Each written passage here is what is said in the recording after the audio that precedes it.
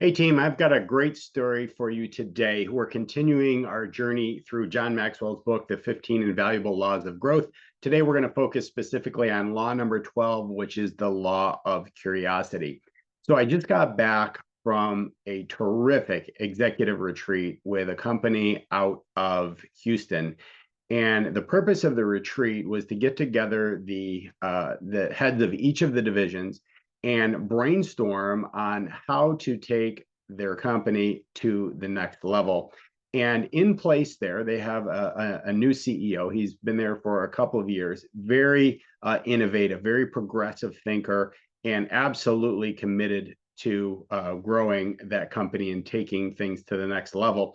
So I wanted to share with you some of the key components of the law of curiosity and then how to cultivate it. Because truly, in order to take a business from where it is now to where it needs to be, takes vision, it takes leadership, and it just takes an inner curiosity of how things can be done. So it got me thinking a little bit about what kind of questions a leader needs to ask. And it brought me back to the basics: who, what, how, and why, right? Those are the kind of questions that a leader needs to ask. But then as I started taking notes and writing down different examples, I wanted to add one more, and that is would. So we have who, what, why, how, and would. So let's kind of dive into this, and we're going to go through the key components of the law of curiosity first. So John Maxwell says asking questions, right? Curiosity begins with asking questions. The most successful people are those who never stop questioning. They constantly seek to understand and how things work, why they happen, and how they can be improved. Well, there you go. Who, what, why, how, and would.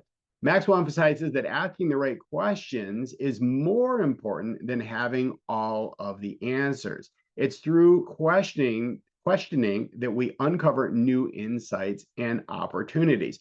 So here's a great example. One of the questions that I asked the leaders there was, based on the current systems that you have, based on the goal, based on the growth that you're looking for, would your system that you have in place continue to function if you were 10 times bigger?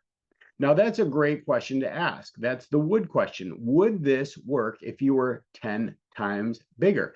Because if the answer is no, then that means that that business in its current state isn't scalable. You can't add to it. Otherwise, it is going to collapse on itself. Number two, John says, embracing uncertainty. Curiosity involves stepping into the unknown. It requires a willingness to embrace uncertainty and ambiguity. This can be uncomfortable, but it is essential for growth. So by exploring unfamiliar territories, individuals can discover new possibilities and develop innovative solutions. So my note that I wrote down here was, yes, right? You must be willing to step into the unknown and explore and see what's possible, right? Can you imagine being the first astronaut to be launched into space, right? If you weren't willing to embrace uncertainty, that astronaut certainly would, there certainly wouldn't be a man on the moon, right? That just would have never happened. And of course, it's going to be scary. You don't know what to expect. You've never done it before. But unless you step out there and you try something new, you're not going to know whether it works or not, which then leads into number three, which is lifelong learning. So John says curiosity fuels a commitment to lifelong learning. It drives individuals to seek new experiences, acquire new skills, and continually expand their knowledge base.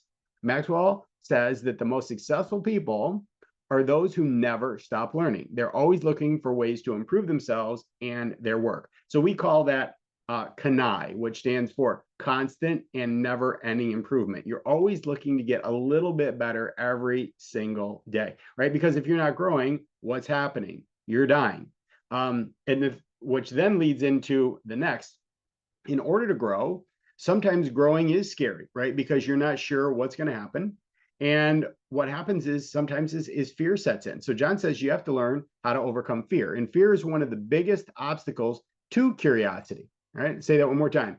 Fear is one of the biggest obstacles to curiosity, and it can prevent individuals from asking the hard questions, exploring new ideas, and taking risks.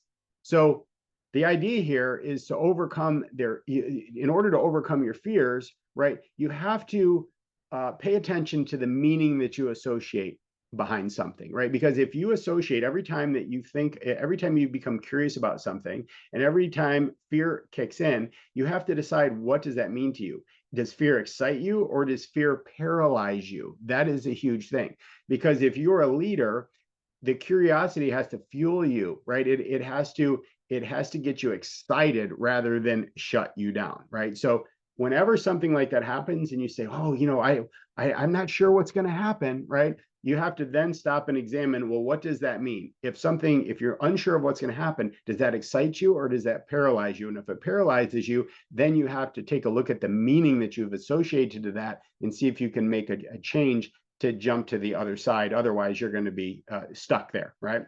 So now let's jump to cultivating curiosity. Like, how do you encourage your team to be curious and to explore the unknown? So the first thing John says is surround yourself with curious people, right? One of the most effective ways to cultivate curiosity is to surround yourself with people that are like you. They're excited about growth opportunities, and they're excited about trying new things. And they also have to feel comfortable trying new things. That if something doesn't work, they have to understand that this is great, right? We tried something, it didn't work, but now we learned something. So now let's try again, right? I think Henry Ford said, every failure is an opportunity to begin again more intelligently, all right? So surround yourself with curious people. And John says their enthusiasm and inquisitiveness can be contagious, right? Inspiring others to adopt a similar mindset. So by engaging with curious people, individuals can expand their perspectives and discover new interests. Number two, set aside time for exploration and reflection. Now, this one is huge. A lot of companies don't do that. They are fixed on their day-to-day activities, and they never really set aside any time to explore. They never set aside time to ask the right kind of questions, right? So like Tony Robbins says, right, where attention goes, energy flows, and results always show. So are you blocking off time to put some attention there, to put some energy there, to be able to get the result that you're looking for? Number three, be open to new experiences. Being open to new experiences is essential for cultivating curiosity. And this involves stepping out of your comfort zone. Now, sometimes you may be working with an individual who doesn't like to come out of their comfort zone. If you've ever taken a personality profile test, you will very quickly identify the people who are the educated risk takers. You also identify the people who don't like taking risks. They don't want to step outside of their comfort zone. So sometimes it's harder to get them to think that way. But if you can let them know that it's okay, and you're actually asking them to use their expertise to find new and better ways of doing things, maybe to become more efficient with a particular process, now you activate their thinking process. So they don't have to be a risk taker necessarily, but they can be curious about how something may be able to be done better. And then last, maintaining a growth mindset. A growth mindset is absolutely crucial for fostering curiosity, right? And this involves viewing failures as opportunities for learning and growth rather than setbacks, right? So if you have a setback, don't see it as a setback, don't see it as a failure, but rather as a setup for possibly something greater, right? You've learned something, you're taking one step closer to where you want to be. So going back, asking some questions. When you are curious about something and you're wanting to make some forward progress, you can ask yourself these great questions.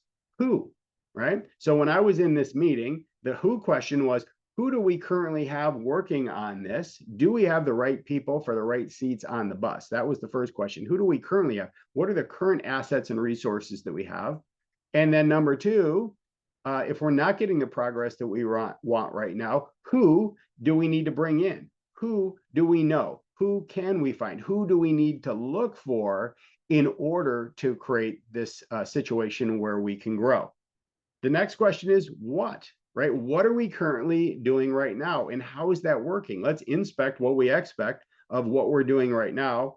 And what are we currently doing? And what do we need to do, right? What kind of things do we need to start doing in order to get the result that we want?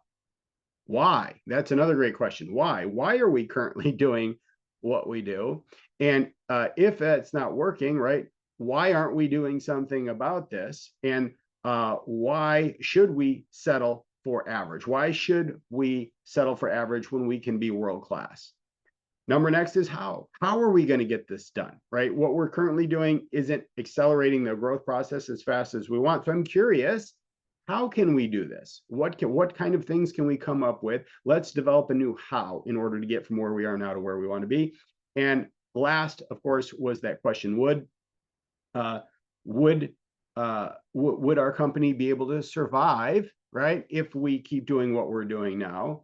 And would our company be able to sustain this growth if we were 10 times bigger, right? All of these are great questions that create clarity around of what we're trying to do and why we're trying to, why we're trying to get to where we want to go. So all of these are great leadership type qualities. So embrace the law of curiosity, right? Make it something that is of utmost importance. It becomes part of your culture. It's something that you encourage. And no one is afraid to step up and try something new, because the more shots you take at something, the closer you're going to get to hitting your objective. Hope you enjoyed that lesson today, and look forward to seeing you next week for law number 13.